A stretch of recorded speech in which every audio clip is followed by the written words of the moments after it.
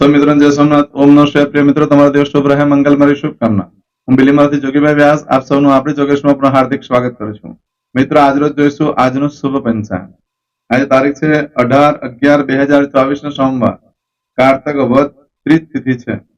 આજે સંકટ ચતુર્થી છે. ચંદ્ર દર્શન રાત્રે 8:10 થશે. આજે સૌભાગ્ય સુંદરી વ્રત પણ આજથી શરૂ થાય છે.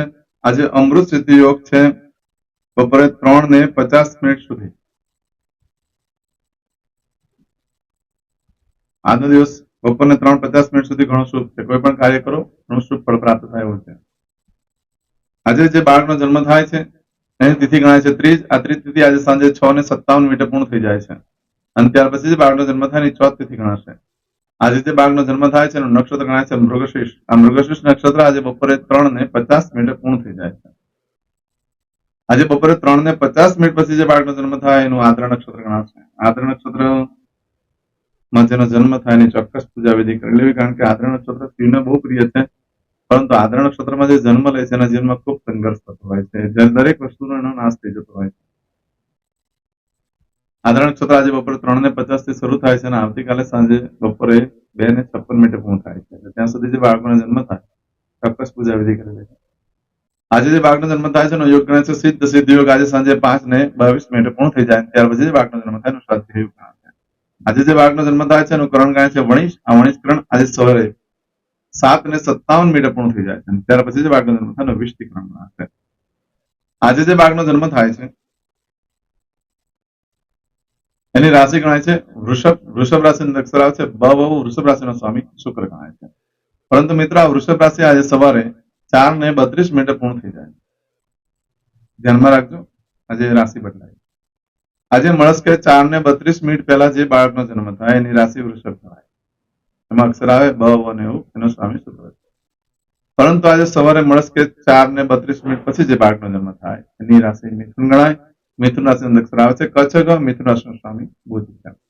આ મિથુન રાશિ આજે મળસ્કે 4:32 થી શરૂ થઈ 20 તારીખે સવારે 8:47 પૂર્ણ થાય છે. એટલે ત્યાં સુધી જે બાળકોના જન્મ થશે બધાની રાશિ મિથુન ગણાશે. રાશિ, તિથિ, વાર, નક્ષત્ર, યોગ કરવાનું બહુ જ મહત્વ છે. એમાં જેનો જન્મ છે ચોક્કસ પૂજા વિધિ કરાવી લેવી. આજે મારા સબસ્ક્રાઇબ મિત્રો એ મારા ઘર પરિવારમાંથી કોઈ પણ સદસ્યની આજે વર્ષગાંઠ હોય યા મેરેજ એનિવર્સરી હોય એ બધાને મારી ઘણી ઘણી શુભકામના. તમારા જીવનમાં ખૂબ પ્રગતિનું થાય. ભગવાન શંકર તમારી બધી મનોકામના પૂર્ણ કરે હું સોમનાથ દાદાને પ્રાર્થના કરું છું. પરંતુ મિત્રો, આજના દિવસે આજનું સુકન કરી લેજો, ઘણું સારું ફળ પ્રાપ્ત થશે ને જીવન સરળ બની જશે. આજના દિવસે કોઈ પણ મારા સબસ્ક્રાઇબ મિત્ર યા મારા ઘર પરિવારથી કોઈ પણ સદસ્ય કોઈ ઇન્ટરવ્યુ આપવા જઈ રહ્યા છે, કોઈ નોકરી ધંધા માટે જઈ રહ્યું છે, કોઈ પરીક્ષા આપવા જઈ રહ્યું છે, કોઈ યાત્રા પ્રવાસ માટે જઈ રહ્યું છે, કોઈ જાન લઈને જઈ રહ્યું છે, કોઈ વિદેશ માટે જઈ રહ્યું છે, કોઈ ઓપરેશનમાં, કોઈને આજે ડિલિવરી હોય, કોઈની સગાઈ, કોઈને રમત ગમતમાં ભાગ લેવા જઈ રહ્યું છે, કોઈને આજે છઠ્ઠી હોય, તો આજે બહુ કિંમતી વસ્તુની ખરીદી કરવા જઈ રહ્યા છો. આવા કોઈ પણ કામ કરવા માટે તમે જઈ રહ્યા હોય તો એ બધા કામ કરતા પહેલા આજનું શુકન કરી લેજો. સોમનાથ દાદાને પ્રાર્થના કરું છું તમને બધા કાર્યમાં દિવ્ય સફળતા પ્રાપ્ત થાય. આજના દિવસે એમ તો તમે કોઈ પણ કાર્ય કરો છો તો આજે સોમવાર છે, સોમવારથી જ્યારે પણ કંઈ કામ કરવા નીકળો સોમવારે તો માતાને વંદન કરીને નીકળવું જોઈએ. ઘરમાં દેવસ્થાનમાં પગે લાગીને નીકળવું જોઈએ. એનાથી કાર્ય સિદ્ધ થતું હોય છે. આજે પક્ષીને દાણા નાખવાથી લક્ષ્મી પ્રસન્ન થાય છે. આજે કોઈ પણ કામ કરવા માંગો છો આખા દિવસમાં તો તેના માટે પણ એક ચોક્કસ શુભ સમય હોય છે. પછી એમાં કોઈ પણ કાર્યનો આરંભ કરવાનો હોય, યાત્રા, પ્રવાસ, પૂજા, કોઈ પણ છઠ્ઠીની પૂજા વગેરે, તે બધા જ કાર્યની અંદર આજે ચોક્કસ શુભ સમય છે તેવો હું કહેવા જઈ રહ્યો છું. આજે સવારે 6 થી 7:30 વાગ્યા સુધીનો સમય શુભ રહેશે. એ જ રીતે 9 થી સવારે 10:30 વાગ્યા સુધીનો સમય શુભ રહેશે. એ જ રીતે બપોરે 1:30 થી સાંજે 7:30 વાગ્યા સુધીનો સમય શુભ રહેશે. એ જ રીતે રાત્રે 10:30 થી રાત્રે 12 વાગ્યા સુધીનો સમય શુભ રહેશે. અને બીજે દિવસે મળસ્કે 1 થી સવારે 6 વાગ્યા સુધીનો સમય શુભ રહેશે. આ સમયગાળા દરમિયાન તમે કોઈ કાર્ય કરો છો તો કાર્યમાં સારી સફળતા પ્રાપ્ત કરી શકો છો. આજના દિવસે તમારી કોઈ પણ વસ્તુ ચોરાઈ જાય છે, ખોવાઈ જાય છે તો 30 દિવસમાં મળે, બાકી મળવાની શક્યતા બિલકુલ ઓછી છે. આજના દિવસે તમે કોઈ પણ કાર્યનો આરંભ કરી શકો છો, કોઈ ખરીદી કરી શકો છો, કોઈ વેચાણ કરી શકો છો. પરંતુ એવા કોઈ કાર્ય છે કે જેનું સુખ લાંબો સમય સુધી નથી ભોગવવા માંગતા, એ બધા લાંબો સમય સુધીનું સુખ નથી એ બધા કાર્ય કરો.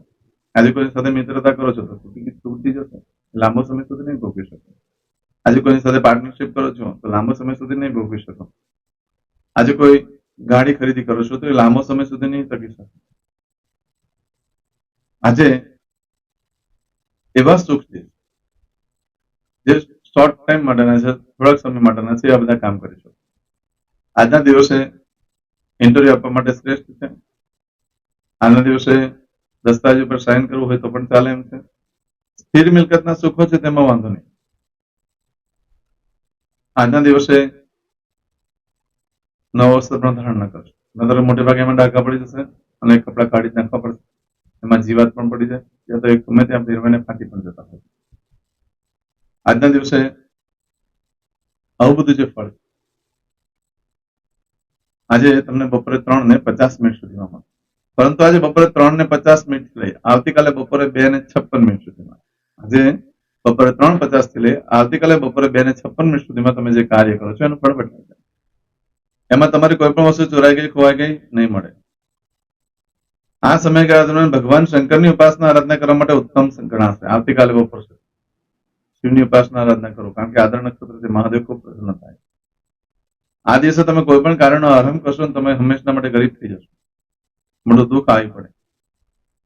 માટે બને ત્યાં સુધી આજના દિવસે કોઈ પણ કાર્યનો આરંભ ન કરશો, ન કોઈ ખરીદી કરશો, ન કોઈ વેચાણ કરશો, દસ્તાવેજ ઉપર સાઇન પણ કરશો નહીં. નવા વસ્તુ તો ભૂલમાં પણ ધારણ ન કરશો, ન તો મોટે ભાગે દેવાદાર થઈ જશો ને ઉઘરાણી વાળા ઘરે આવીને ઉભા રહી જશો. જુગાર રમતા હોય, સટ્ટાનું રમતા હોય તો મોટી મોટી આફતો આવી પડે અને બહુ મોટું દેવું થઈ જાય. માટે બને ત્યાં સુધી નવા વસ્ત્ર પણ ધારણ ન કરશો. આવું બધું જે ફળ છે એ આજે બપોરે 3:50 થી લઈ આવતીકાલે બપોરે 2:56 સુધીમાં તમને મળે. માટે બને ત્યાં સુધી કોઈ કાર્ય આ સમયગાળા દરમિયાન ન કરશો. આજે જોઈશું આજના મુહૂર્તો. આજે લગ્ન માટે આજે કોઈ મુહૂર્ત નથી આપેલું. આજે લગ્ન નહીં થઈ શકે, કારણ કે લાંબો સમય સુધી તકે એમ નથી. આજના દિવસે વાસ્તુ કરવા માટેનું મુહૂર્ત આપેલું છે. વાસ્તુ થઈ શકે છે, કુંભઘડો મૂકી શકો છો. આ છે સ્થિર મિલકતનો સુખ, એટલે નાશ પામે એવું વસ્તુ. એટલે કે તમે આ દિવસે વાસ્તુ પૂજા કરો છો તો તમારો પાપનો નાશ થાય છે, એમાંથી દુઃખ દરિદ્રતા દૂર થતી હોય છે, એવું નક્ષત્ર છે. એટલે વાસ્તુ થઈ શકે, કુંભઘડો મૂકી શકાય છે. આજના દિવસે ખાત મુહૂર્ત પણ થઈ શકે, એ સ્થિર છે. એ પણ સવારે 7:57 સુધી જ છે ખાત મુહૂર્ત માટેનો સમય, ત્યાર પછી નહીં થઈ શકે. વાસ્તુનું જે મુહૂર્ત આપ્યું છે, વાસ્તુના મુહૂર્તમાં આજે સવારે 7:57 સુધી જ વાસ્તુનું મુહૂર્ત છે. એટલે તે પહેલા પૂજા થઈ જવી જોઈએ વાસ્તુની. આજે કરશો આજનો સંકલ્પ, સમસીમાં પાણી લઈ લો. અદ્યતન માસના માસોત્તમ પરમ પવિત્ર કાર્તિક માસે સુવે કૃષ્ણ પક્ષ દ્વિતીયાયામ અંતર્ગત ચતુર્થીયાયામ ચંદ્રવાસ વિત્તાયામ. હવે દરેક જણા પોતાનું સાચું નામ બોલી દો. તમારું ગોત્ર ખબર હોય તો ગોત્ર બોલી દેવાનું. પછી બોલવાનું છે અહમ મમ આત્મન શ્રુતિ સ્મૃતિ પુરાણોક્ત પુણ્ય ફલ પ્રાપ્તિ અર્થમ અપ્રાપ્ત લક્ષ્મી પ્રાપ્તિ અર્થમ પ્રાપ્ત લક્ષ્મી ચિરકાલ સૌ રક્ષણાત્મક લોકેવા સભાયામ રાજદ્વારે વ્યાપારે વિદ્યા અભ્યાસે દેશે વિદેશે સર્વત્ર યશ કીર્તિ વિજય લાભાદિ પ્રાપ્તિ અર્થમ મમ અખિલ કુટુંબસ્ય આયુ આરોગ્ય ऐश्वर्यादि प्राप्ति अर्थम मम जन्म समय तथा च विप्र वृंदानाम जन्म समय जन्म कुंडली मध्ये स्थित ग्रहः गोचर ग्रहः महादशा अंतर्दशा प्रत्यंतर्दशा तथा च योग युति दृष्टि मध्ये शुभ फल प्राप्ति अर्थम भय रोग शत्रु बाधा दोष मारण तारण મંત્ર, તંત્ર, અરિષ્ટ, દોષ, પીડા, નિવૃત્તિ અર્થમ ભૂત, પ્રેત, પિશાચાદि द्वारा रचित अरिष्ट दोष निवृत्ति अर्थम मम सकल मनवांछित फल और તમારા મનમાં જે કઈ ઈચ્છા હોય તે બોલી જવાનું.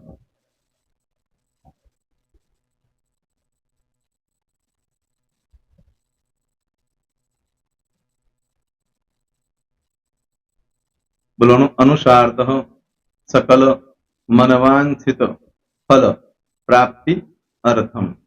હવે જે બરકતની પૂજા વાળા છે એ લોકો તો આ બધું બોલવાનું જ હોય છે, એ લોકો માટે કોઈ સ્પેશિયલ નથી. પણ જે લોકોએ હવે જે કહું છું તે લોકોએ જ બોલવાનું, જેના લગ્ન થઈ ગયા હોય એ લોકોએ બોલવાનું છે. મમ દાંપત્ય જીવન મધ્યે સુખાકારી પ્રાપ્તિ અર્થમ પુત્ર પૌત્રાદિ સંતતિ પ્રાપ્તિ અર્થમ. આ સંતાન પ્રાપ્તિ વાળા માટે પણ આવી જાય છે એમાં. દીર્ઘ આયુ આરોગ્ય ઐશ્વર્યાદિ પ્રાપ્તિ અર્થમ. તથા ચ હવે જેના લગ્ન નથી થયા તે લોકોએ બોલવાનું. મમ જટટી વિવાહ યોગ પ્રાપ્તિ અર્થમ વિવાહ પશ્ચાત દાંપત્ય જીવન મધ્યે સુખાકારી પ્રાપ્તિ અર્થમ. હવે જે લોકોને સંતાન પ્રાપ્તિ નથી, જે લોકોને સંતાન પ્રાપ્તિ છે કરવી છે એ લોકોએ બોલવાનું. મમ દાંપત્ય જીવન મધ્યે સુખાકારી પ્રાપ્તિ અર્થમ તથા ચ દીર્ઘ આયુ આરોગ્ય ઐશ્વર્યાદિ સમન્વિત સંતતિ સુખ પ્રાપ્તિ અર્થમ. હવે જે અભ્યાસ કરી રહ્યા છો છોકરા વિદ્યાર્થીઓ છે તે લોકોએ બોલવાનું છે. મમ વિદ્યા અભ્યાસ મધ્યે ઉત્તરો ઉત્તર પ્રગતિ ઉન્નતિ સાનુકૂલતા પૂર્વક દિવ્ય સફળતા પ્રાપ્તિ અર્થમ. હવે જે લોકો વિદેશમાં જવા માંગતા હોય કે શીપમાં જવા માંગતા હોય, મતલબ ભારત દેશની બહાર જઈને ધંધો વેપાર કરવા માંગતા હોય એ લોકોએ, અથવા વિદેશ જવા માંગતા હોય કાયમ માટે, એ લોકોએ બોલવાનું છે.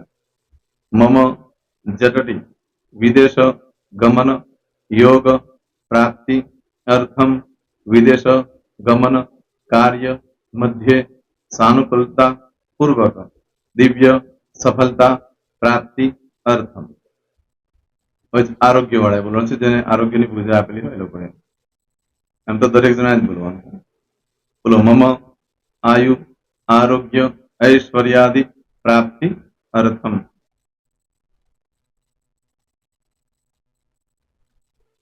હવે દરેક જણા બોલવાનું.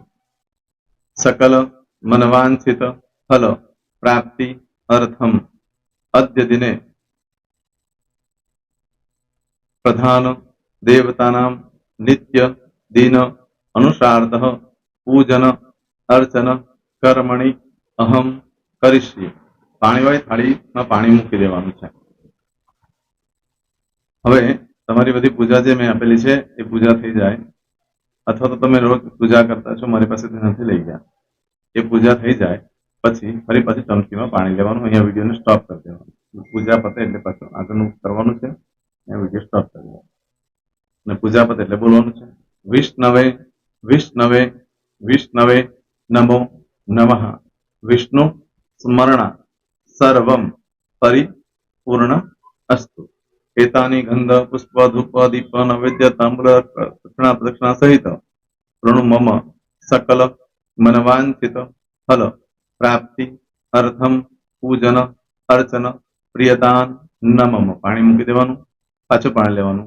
પૂજન અર્ચન બ્રહ્માર્પણમસ્તુ. નીચે જમીન પર પાણી મૂકો, એમાં આંગળી ઘસી કપાળમાં તિલક કરી દો. કપાળમાં જમીન પર પાણી મૂક્યું છે એમાં. ત્યાર પછી ભગવાનને કહેવાનું કે હે પ્રભુ, આજે પૂજા કરતા કઈ પણ પ્રકારની ભૂલચૂક થઈ ગઈ હોય તો અમને ક્ષમા કરજો. અમે તમારા બાળક છીએ. પ્રભુ તમારો ખૂબ આભાર માનું છું, આજે મારી પાસે તમારી પૂજા કરાવી, મારી મનોકામના પૂર્ણ કરી. પ્રાર્થના કરી દો.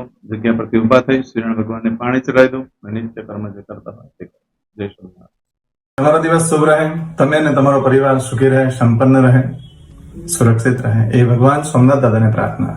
તો એ મિત્રો, તમે મારા વિડીયોને લાઈક ના આપી હોય તો સૌથી પહેલા લાઈક આપી દો, અને ત્યાર પછી જો તમે મારી આ ચેનલ સબસ્ક્રાઇબ ન કરી હોય તો સૌથી પહેલા સબસ્ક્રાઇબ કરી લો, અને બેલ આઇકોન ઓલ પર ક્લિક કરવાનું ભૂલશો નહીં, જેથી કરીને સૌથી પહેલા નવી વિડીયો જે કંઈ મૂકું એ તમને મળે. મિત્રો, કંઈ પણ મૂંઝવણ હોય તો મને આ નંબર પર તમે ફોન કરીને પૂછી શકો છો. મારો મોબાઈલ નંબર છે 9825546459. મિત્રો, કોમેન્ટ્સમાં જય સોમનાથ લખવાનું ભૂલશો નહીં. ફરી પાછા નવા વિડીયો સાથે મળીએ. ત્યાં સુધી સૌને જય સોમનાથ.